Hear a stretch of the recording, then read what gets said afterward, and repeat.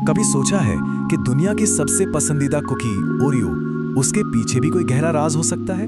आज हम इसी की तह तक जाएंगे और पता लगाएंगे कि ओरियो के इस तथाकथित काले इतिहास की कहानी में आखिर कितना सच है। इंटरनेट पर ना सालों से एक कहानी घूम रही है, ये कि हमारी सबकी प्यारी ओरियो कुकी असल में एक नकलची है, एक धोखेबाज।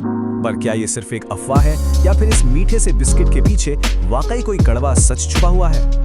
ठीक है, तो चलिए इस रहस्य की परतें एक एक करके खोलते हैं। ये सिर्फ कोई सुनी सुनाई बातें नहीं हैं, बल्कि 3 बड़े और गंभीर आरोप हैं जो ओरियो की पूरी पहचान पर ही सवाल खड़ा कर देते हैं। आरोप 3 हैं और तीनों ही बड़े सनसनीखेज हैं।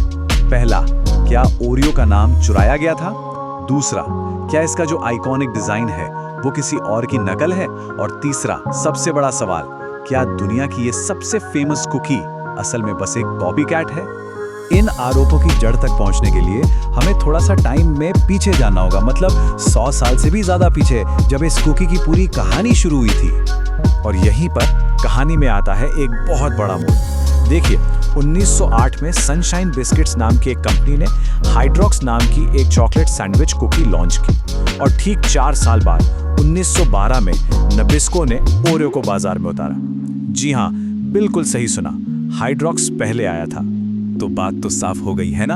अगर हाइड्रॉक्स पहले आया तो ओरियो पक्का एक कॉपी ही होगा। पहली नजर में तो बिल्कुल यही लगता है। लेकिन रुकिए जरा, कहानी इतनी भी सीधी नहीं है, इसमें अभी और भी कई पेच हैं।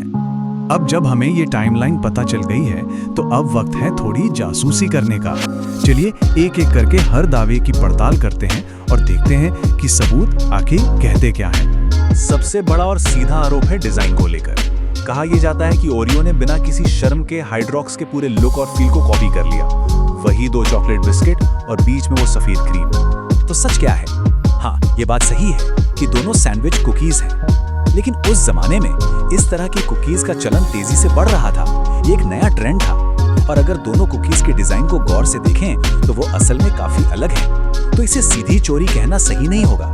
ये उस वक्त के एक पॉपुलर आइडिया से प्रेरित होना ज्यादा लगता है।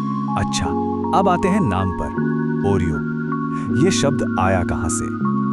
एक थियरी तो ये कहती है कि इसका कनेक्शन प्राचीन ग्रीस से है। दूसरी कहती है कि यह नाम भी चुराया हुआ है। यह रहस्य कहानी को और भी ज्यादा दिलचस्प बना देता है। लेकिन सच तो यह है कि ओरियो नाम की असली कहानी किसी को नहीं पता। नाबिस्को ने कभी ऑफिशियली बताया ही नहीं। कुछ लोग कहते हैं कि यह ग्रीक शब्द ओरोस से आया है, जिसका मतलब होता है पहाड़, क्योंकि शुरू में ओरियो का शेप वैसा ही था। कुछ का मानना है कि यह बस एक आसान और अच्छा लगने वाला नाम था, पर चोरी का इसका तो कोई सबूत ही नहीं है। तो सारे सबूत हमारे सामने हैं। अब वक्त है फैसले का। क्या ओरियो का यह काला इतिहास सच है या सिर्फ एक मनगढ़ंत कहानी? और फैसला यह है कि ओरियो का काला इतिहास असल में एक मिथक है।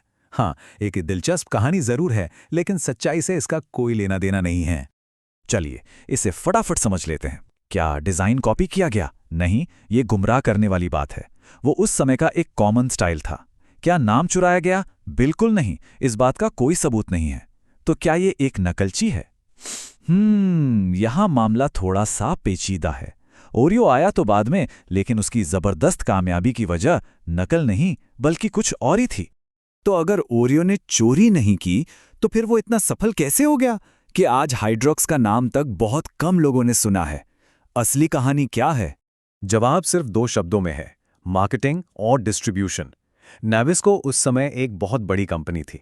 उनके पास ज्यादा पैसा था, बेहतर विज्ञापन थे और दुकानों तक पहुंचने का एक बहुत बड़ा नेटवर्क था। बस इसी के दम पर उन्होंने ओरियो को घर घर का नाम बना दिया। और ये रणनीति कितनी सफल रही, इसका अंदाजा इसी बात से लगा लीजिए कि आज तक 500 अरब से ज्यादा ओरियो कुकीज बेची जा चुकी हैं। ये इसे इतिहास की सबसे ज्यादा बिकने वाली कुकी बनाता है। हाइड्रोकॉक्स इस दौड़ में बहुत बहुत पीछे रह गया। तो इससे सीखने वाली बात क्या है? यही कि बाजार में हमेशा सबसे अच्छा प्रोडक्ट ही जीते, ये जरूरी नहीं होता। कई बार बेहतर ब्रांडिंग और बेहतर मार्केटिंग ही इतिहास रच देती है। ओरियो इसका सबसे बड़ा सबूत है। तो ओरियो की कहानी चोरी की नहीं बल्कि चतुर व्यापार की है। ये सोचने पर मजबूर करती है ना, कि ऐसे और कितने ब्रांड होंगे जिनकी असली कहानी हम शायद जानते ही नहीं। अगली बार किस ब्रांड के ऐसे ही किसी रहस्य से पर्दा उठाया जाए?